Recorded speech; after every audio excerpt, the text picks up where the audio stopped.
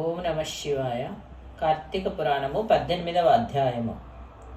ఉద్భూత పురుషుడిట్లనెను, మునీశ్వర, నేను అనుగ్రహించబడితిని. నీ దర్శనం యొక్క అనుగ్రహం వలన జ్ఞానవంతుడనైతిని. ఓ మునివర్య, నాకు నీవే తండ్రివి, నీవే సోదరుడవు, నీవే గురువు.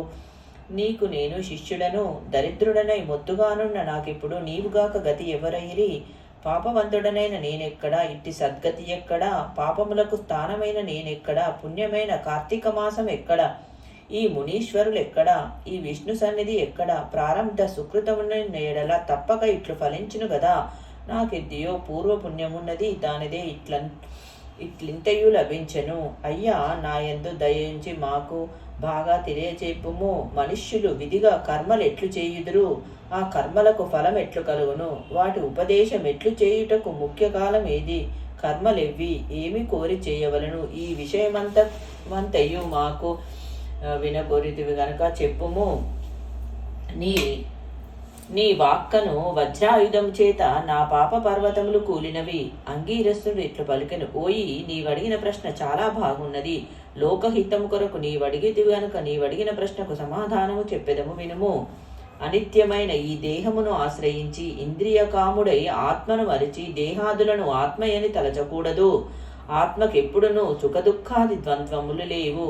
అవి దేహాది ధర్మములైనవి కాబట్టి ఆత్మ విషయక సందేహవంతుడు తప్పక కర్మను చేయవలను. దానితో చిత్తశుద్ధి కలిగి తద్వార జ్ఞానం పొంది దాని చేత ఆత్మను యథార్థముగా తెలుసుకొనవలను. దేహదారి అయినవాడు తనకు విధించిన స్నానాది సర్వకర్మలను భక్తితో విధిగా చేయవలను.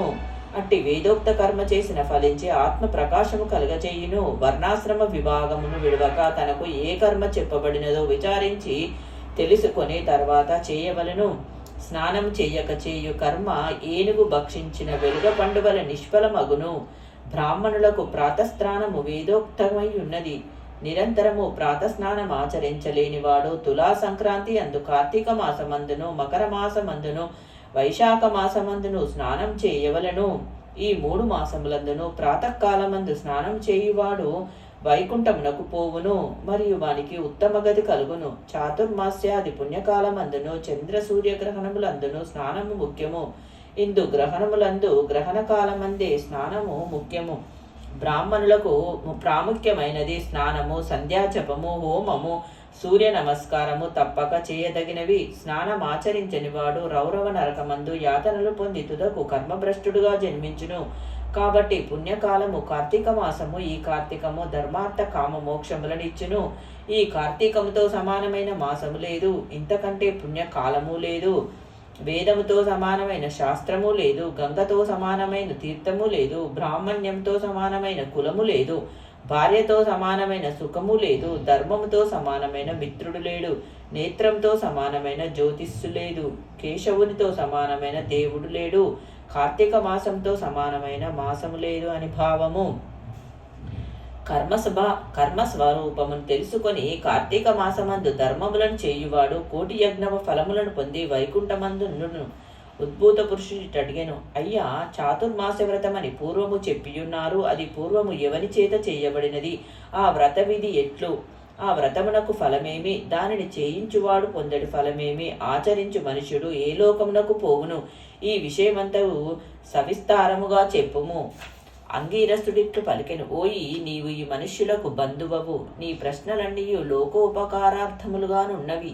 సమాధానమును చెప్పెదను, సావధానుడవై వినుము. విష్ణుమూర్తి లక్ష్మీతో కూడా ఆషాఢ శుక్ల దశమి దినంబున పాలసముద్రమునందు నిద్రయను వంకతో శయనించును. తిరిగి కార్తీక శుక్ల ద్వాదశి రోజున లేచును. ఇది చాతుర్మాస్యము అనగా 4 మాసములు చేయు వ్రతము. ఈ 4 మాసములు విష్ణుమూర్తికి నిద్రాసుఖమునిచ్చినవి అనగా హరి 8 మాసములు మెలకువతో నుండి 4 మాసములు విశ్రాంతి అయి నిద్రించును. విష్ణువునకు నిద్ర సుఖమిచ్చినది కనుక ఇది పుణ్యకాలము. ఈ పుణ్యకాలమందు హరిని ధ్యానించువాడు విష్ణులోకమునకు పొందును. ఈ 4 మాసములలోను చేసిన పుణ్యకార్యములు అనంతములగును. దీనికి కారణమును చెప్పెదను వినుము. ఈ విషయమందు నారదునకు హరి చెప్పిన కారణమును చెప్పెదను వినుము. ఈ విషయమందు నారదునకు హరి చెప్పినది ఒక కథ ఉన్నది. పూర్వము కృతయుగమందు వైకుంఠ లోకమున హరి లక్ష్మితో కూడా సింహాసనమందు కూర్చుండి సురకిన్నర కేచ రోరఘనముల చేతను స్వగన వృత్తుల చేతను సేవింపబడుచుండెను. హరి ఇట్లుండగా భగవద్భక్తుడైన నారదముని కోటి సూర్యకాంతి గల వైకుంఠ లోకమునకు వచ్చెను. నారదముని వచ్చి సింహాసనాసీనుడై 4 భుజములు గల పద్మరేకుల వంటి నేత్రములతో ప్రకాశించడి విష్ణుమూర్తిని చూచెను. చూచి అమితానందయుక్తుడై నారదుడు విష్ణుమూర్తి యొక్క పాదములకు మ్రొక్కెను. హరియు నారదుని చూచి నవ్వుచూ తెలియని వాని వలె ఇట్లనను, ఓ నారద, నీవు సంచరించు స్థలములందు సర్వత్ర కుశలమా? ఋషుల ధర్మములు బాగున్నాయా? ఉపద్రవములు లేకున్నవా? మనుషులు వారి వారి ధర్మములందున్నారా? ఈ విషయమంతయు ఈ సభలో చెప్పుము. నారదుడు ఆ మాటలు విని ఆనందించి నవ్వుతో హరి ఇట్లనను, ఓ స్వామి, నేను భూమినంతయు తిరిగి చూచితిని. వేదత్రయమందు చెప్పబడిన కర్మ మార్గము విడవబడినది. కొందరు మునీశ్వరులు గ్రామ్య సుఖలోలురైరి. తమ తమ కర్మలను యావత్తు విడిచియుండిరి. వారు దేని చేత ముక్తులగుదురో నాకు తెలియకున్నది. కొందరు తినకూడని వస్తువులను తినుచున్నారు, కొందరు వ్రతములను విడిచినారు, కొందరు ఆచారవంతులుగానున్నారు, కొందరు అహంకారవర్జితులుగానున్నారు, కొందరు మంచి మార్గవర్తనులుగానున్నారు, కొందరు నింద చేయువారుగానున్నారు. కాబట్టి ఓ దేవ, ఏదైనా ఒక ఉపాయం చేత శిక్షించి ఈ ఋషీశ్వరులను రక్షించుము. నారదుని మాట విని భక్తవత్సులందు సమస్త లోకపాలకుడైన హరి లక్ష్మితో సహా గరత్మంతుని అధిష్ఠించి భూలోకమునకు వచ్చెను. విష్ణుమూర్తి వృద్ధ బ్రాహ్మణ రూపధారి అయి 1000 సంఖ్య గల బ్రాహ్మణులున్న స్థలమునకు వచ్చి సర్వపాణి హృదయ గతుడైనప్పటికీ మాయా నాటకధారి అయి పుణ్యక్షేత్రములందును, తీర్థములందును, పర్వతములందును, అరణ్యములందును, ఆశ్రమములందును, సమస్త భూమి అందును తిరుగుచుండెను. ఇట్లు సంచరించుచున్న విష్ణుమూర్తిని చూచి కొందరు భక్తితో అతిథి సంస్కారములను చేసిరి, కొందరు నవ్విరి, కొందరు నమస్కారములు చేయరైరి, కొందరు అభిమానవంతులైరి, కొందరు గర్వంతో ఉండిరి, కొందరు కామాంధులై ఉండిరి, కొందరు రాయా క్రియాకలాపములను మానిరి, కొందరు ఏకవ్రపరాయణులై ఉండిరి, కొందరు నిషిద్ధ దినములందు అన్నమును తినువారుగా నుండిరి, కొందరు ఏకాదశుపవాసముచరించని వారుగా నుండిరి, కొందరు తినకూడని వస్తువులను తినుచుండిరి, కొందరు ఆచారవంతులుగా నుండిరి, కొందరు ఆత్మచింత చేయుచుండిరి. బ్రాహ్మణ రూపధారి అయిన భగవంతుడు అట్టి వారిని చూచి మంచి మార్గమునకు చేర్చు ఉపాయమును ఆలోచించుచు నైమిషారణ్యమందున్న ముని బృందముల సన్నిధికి వచ్చెను.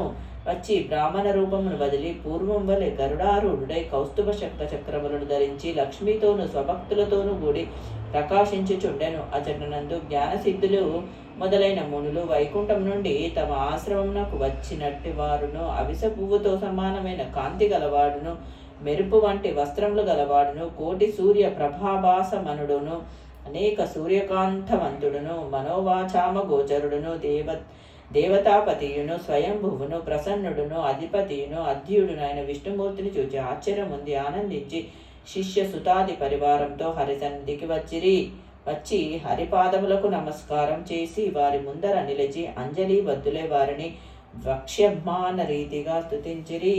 18వ అధ్యాయం సమాప్తం.